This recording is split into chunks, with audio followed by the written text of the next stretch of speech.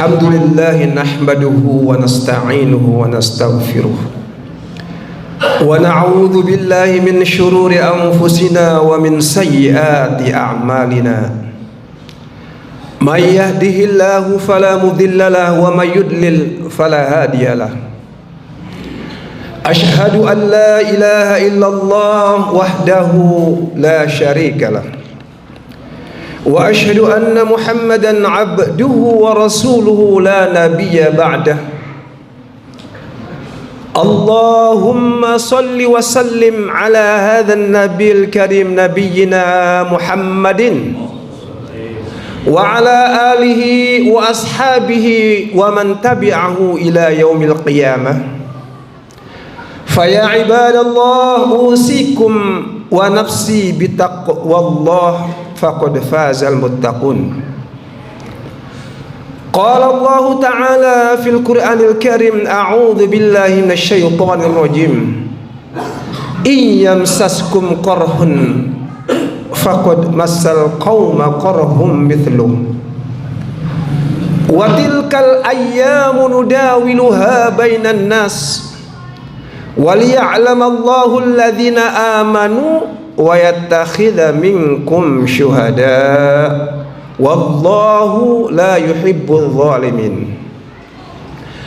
Qala Rasulullah sallallahu alaihi wasallam, sayati ala ummati zamanun la yabqa minal islam illa ismuh walal Qur'an illa rasmuh wa masajidun amiratun khaliyatun anil huda. Sadaqallahul azim wa sadaqa rasuluhul karim.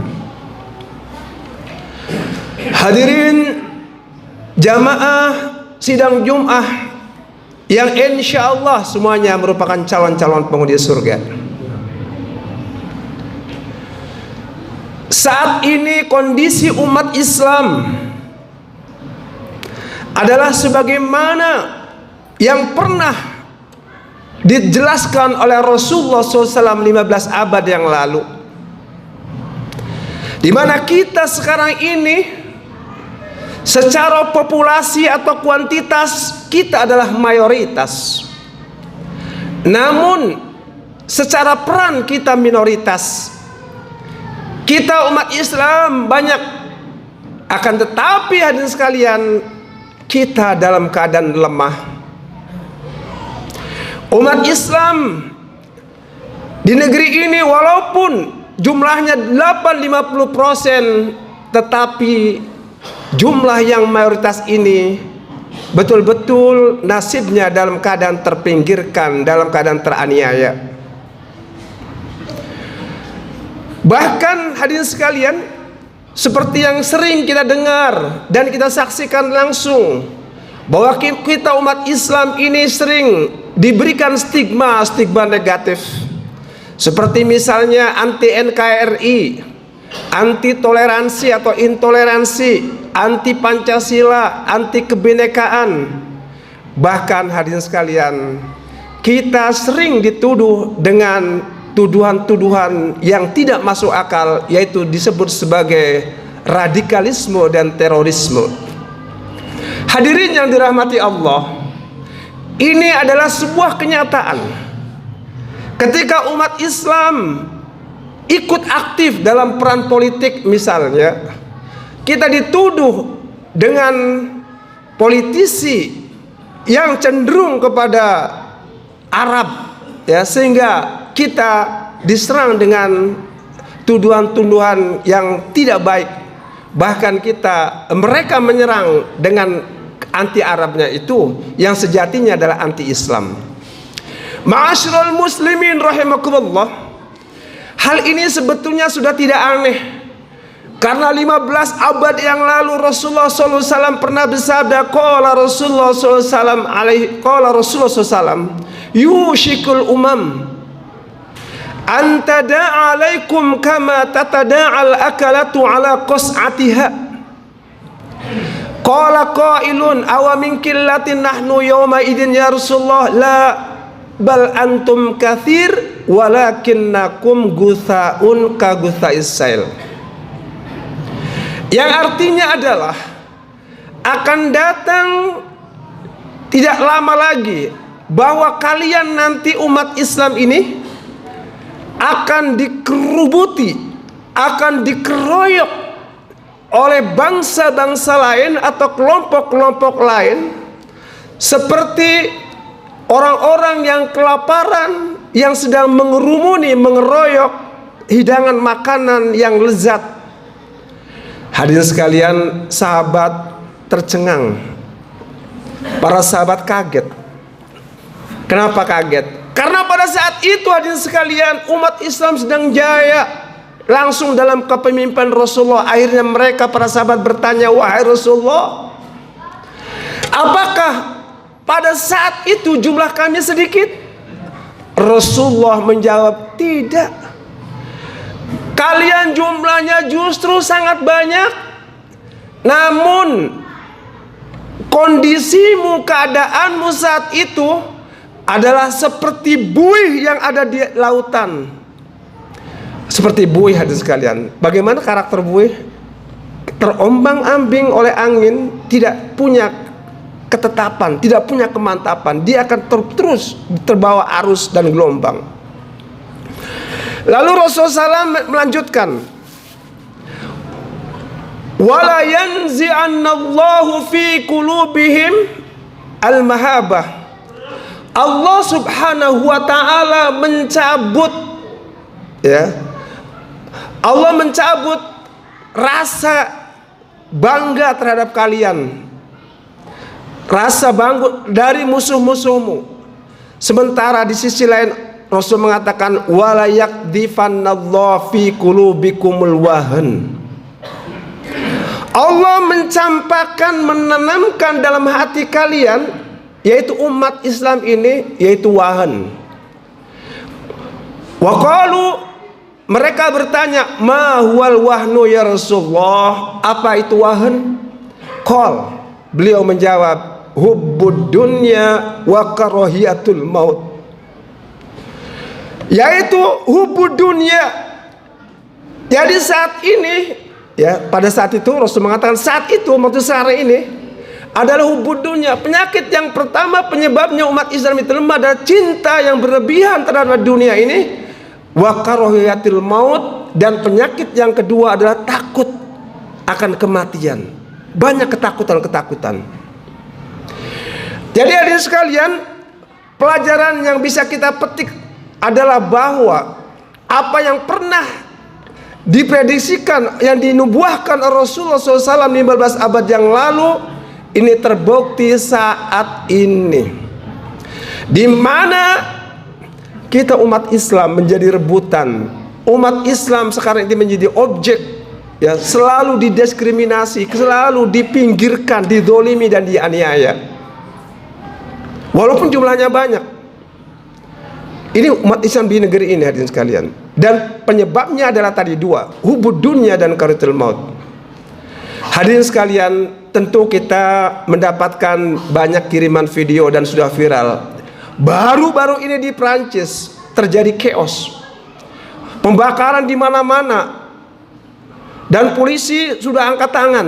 Bahkan pemerintah sudah minta maaf. Apa pasalnya? Pasalnya adalah satu orang remaja Muslim tertembak oleh polisi.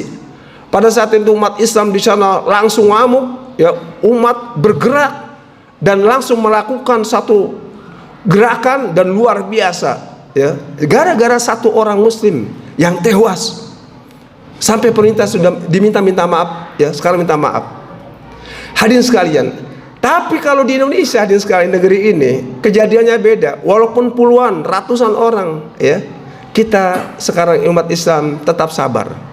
Nah, hadirin yang dirahmati Allah, lalu bagaimana ini bisa kejadian seperti ini? Ya, kita lihat di hadis lain. Ada hadis lain juga menggambarkan kondisi umat Islam saat ini. Tadi di dalam mukadimah sudah disampaikan, sayati ala ummati zamanun, akan datang kepada umatku sebuah zaman, La yabqa minal Islam illa ismuh. Islam tidak tinggal kecuali namanya saja. Sebagian Islam hanya tinggal nama, hadirin sekalian. Kita sekarang ini umat Islam banyak. Kita sudah bersyahadat. Banyak, kita udah melaksanakan sholat, masjid ramai dengan umat. Tetapi hadirin sekalian, banyak dari ajaran-ajaran Islam yang ditinggalkan sekarang ini. Apa misalnya? Ya, banyak dalam hal keimanan itu sudah bercampur dengan kemusyrikan. Kemudian dalam ibadah-ibadah mahdoh juga hadirin sekalian, masih banyak ternyata umat Islam ini yang sering meninggalkan sholat. Bahkan ada umat Islam yang sama sekali nggak sholat. Ada yang sholatnya 1 tahun sekali. Ada yang sholatnya kalau Jumatan saja. Ada yang sholat ya sehari sholat tapi nggak lengkap. Ini masih banyak sekarang ini. Kemudian hadirin sekalian, hukum-hukum tentang Islam banyak yang ditinggalkan. Kemudian kita lihat, ya, kebetulan saya dari Jepang kemarin, ternyata di negara-negara non-Muslim, ya, begitu juga di Korea, saya ke Taiwan, itu banyak nilai-nilai Islam yang sudah mereka terapkan di negara-negara non-Islam itu, seperti ajaran kedisiplinan, kebersihan, kekompakan, ketepatan waktu, ya. Mereka luar biasa.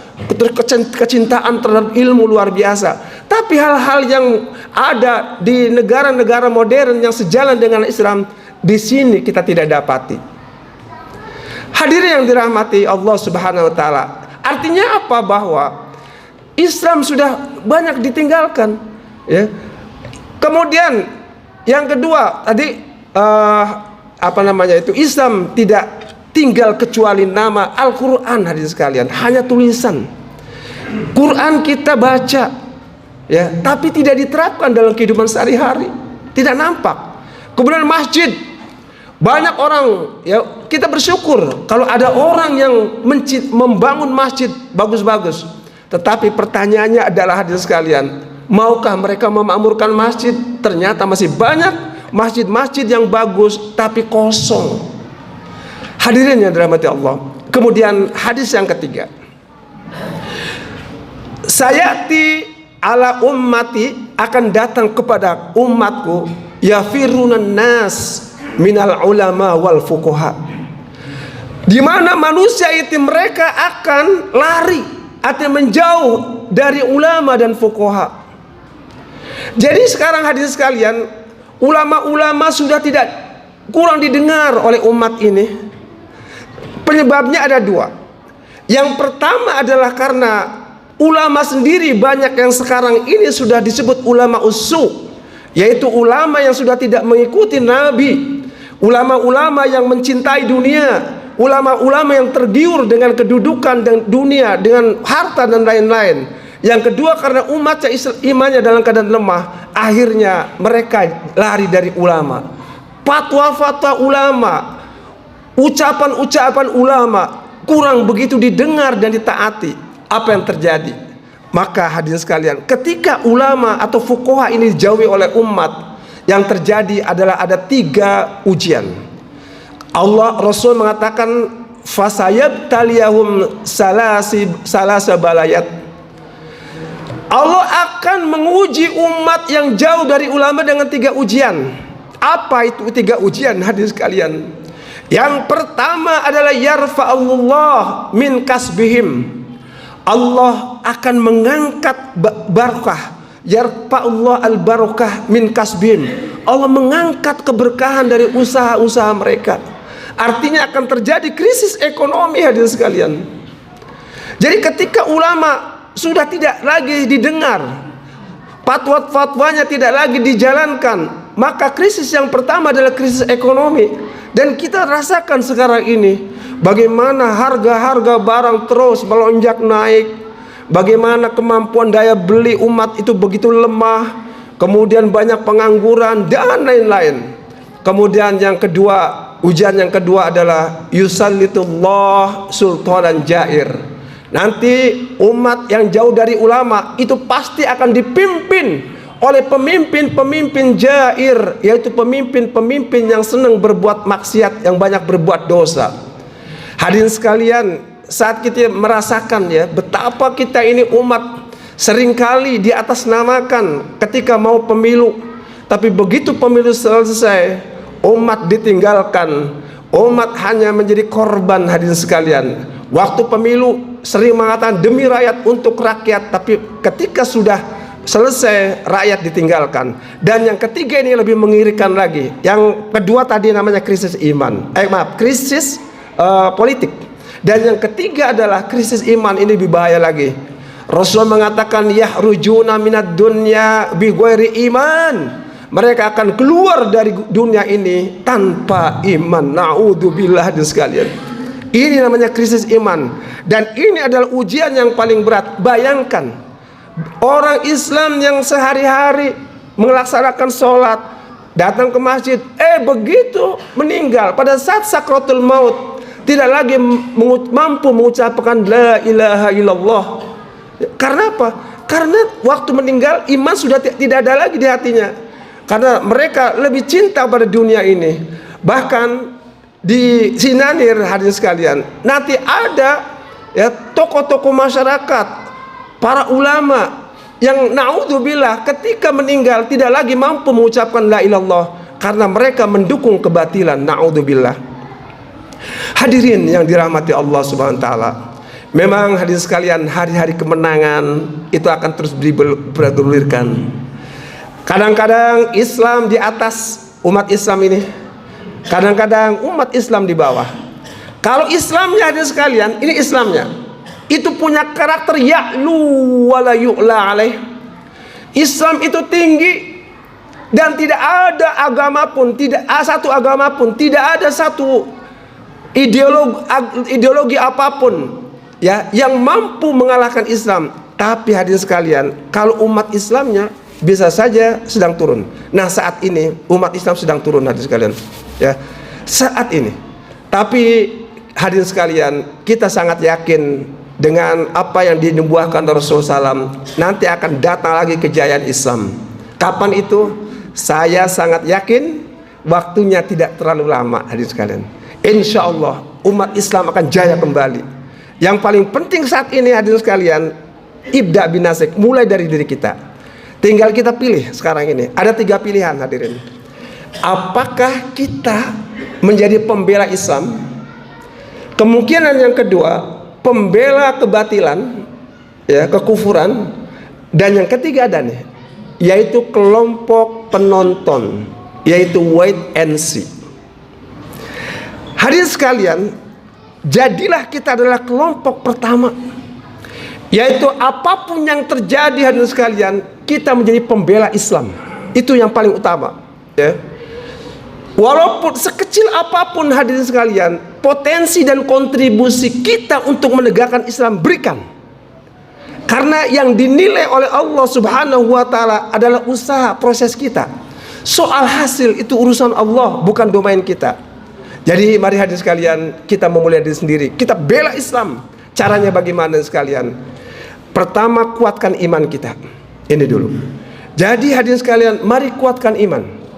Dan ciri-ciri, salah satu ciri iman yang kuat adalah ketika kita menjadikan Allah nomor 1. Ini ciri-cirinya. Ketika kita memprioritaskan Allah, ketika kita mengucapkan la ilaha illallah, artinya adalah bahwa tidak ada yang mendominasi kehidupan kita kecuali Allah. Tidak ada yang paling penting dalam hidup ini kecuali Allah. Kemudian yang kedua hadirin sekalian, kita harus sadar bahwa sesungguhnya kehidupan dunia ini adalah kehidupan yang sangat kecil. Kehidupan dunia adalah kehidupan yang sementara, dan kehidupan yang sejati itu adalah di akhirat nanti hadirin sekalian. Allah Subhanahu wa taala berfirman dalam Al-Qur'an, wa'lamu annamal hayatad dunya lahwun wa la'ibun wa inna darul akhirah lahiyal hayawan law kanu ya'lamun. Ketahuilah bahwa kehidupan dunia ini hanyalah permainan dan senda gurau hadirin sekalian. Permainan. Dan kehidupan yang di akhirat itu adalah yang sejati, yang sebenarnya. Bayangkan Rasul membandingkan antara dunia dengan akhirat seperti kita mencelupkan jari-jari ke dalam lautan, dan saat kita angkat hadirin sekalian, yang kembali ke jari-jari yang nempel ini adalah kehidupan dunia. Sedangkan air yang tersisa di lautan yang begitu banyak itu adalah akhirat. Hadirin sekalian, relakah kita meninggalkan akhirat yang kekal hanya untuk dunia, tentu kita tidak rela. Maka mari kita menyadari, kita menyadari diri hadirin sekalian, bahwa kita ini di dunia berjuang untuk kebahagiaan di akhirat. Mudah-mudahan apa yang disampaikan ini bermanfaat untuk kita semua hadirin sekalian, dan insya Allah dalam tahun-tahun ke depan umat Islam akan bangkit dan jaya kembali, dan mudah-mudahan kita semua berada di pihak yang benar. Amin. Barakallahu li wa lakum fil Qur'anil azim wa nafa'ani wa iyyakum bima fihi minal ayati wa dzikril hakim wa taqabbalallahu minni wa minkum tilawatahu innahu was-sami'ul alim wastaghfiruhu innahu huwal ghafurur rahim. Allahumma shalli ala sayyidina Muhammad wa ala ali sayyidina Muhammad.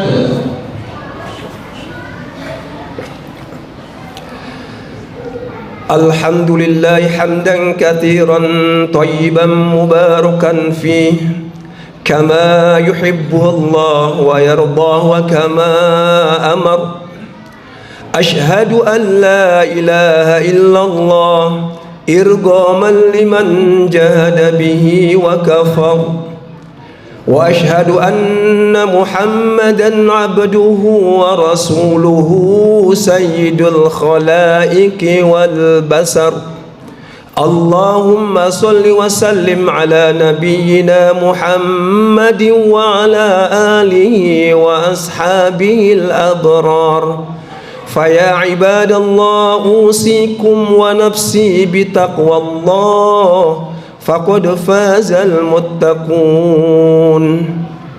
Hadirin yang dirahmati Allah, saat ini adalah sebuah momentum ketika kita memohon ampun pada Allah SWT, maka insya Allah dosa-dosa kita begitu keluar dari masjid ini sudah diampuni Allah. Dan kalau saat ini kita meminta kepada Allah dengan hati yang khusyuk dan tadarru, kita memohon, maka insya Allah hadirin sekalian semua permintaan kita akan dikabulkan. Oleh karena itu mari kita sama-sama meminta ampun dan memohon kepada Allah agar hari ini lebih baik dari kemarin, dan hari esok akan jauh lebih baik dari hari ini, baik untuk kehidupan pribadi kita, keluarga kita, masyarakat kita, bangsa kita, negara kita, dan dunia Islam di seluruh dunia. Allahumma ighfir lil muslimina wal muslimat wal mu'minina wal mu'minat al ahya'i minhum wal amwat innaka sami'un qaribun mujibud da'wat wa ya qadiyal hajat. Allahumma arinal haqqa haqqa warzuqna ittiba'ah wa arinal batila batila warzuqna ijtinabah. Allahumma ansur man nasruddin wahdul man khadaladdin. Allahumma a'izzal islam wal muslimin. Allahumma inna nas'alukal huda wat tuqa wal afafa wal ghina. Allahumma inna nas'aluka 'ishatan haniyah wa mitatan sawiyah wa maraddan ghairu muhzin wala fadih. Allahumma inna nas'aluka khairal mas'alah wa khairud du'a wa khairun najah wa khairul ilmi wa khairul amal wa khairus sawab wa khairul hayat wa khairul mamat wa sakkil mawazina wa haqiq imanana warfa' darajatana wa taqabbal salatana waghfir khati'atana wa nas'alukal ula minal jannah. Rabbana atina fid dunya hasanah wa fil akhirati hasanah wa qina adzabannar. Ibadallah, innallaha ya'muru bil 'adli wal ihsan wa ita'i dzil qurba wa yanha 'anil fahsya'i wal munkar wal baghi ya'idzukum la'allakum tadhakkarun wa la dzikrullahi akbar.